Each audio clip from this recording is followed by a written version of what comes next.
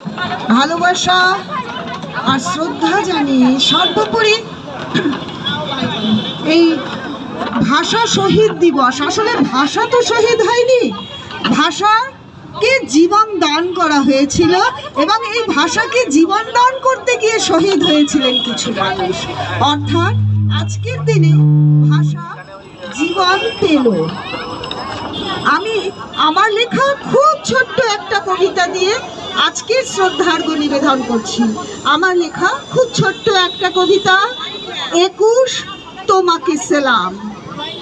21 হলো একটি শপথ, একটি অঙ্গীকার, শহীদের খুনে লাল 21 যে দুর্বার, মাতৃভাষাকে দিয়েছে যে বান, বিশ্ব ভোলেনি সেই বলিদান।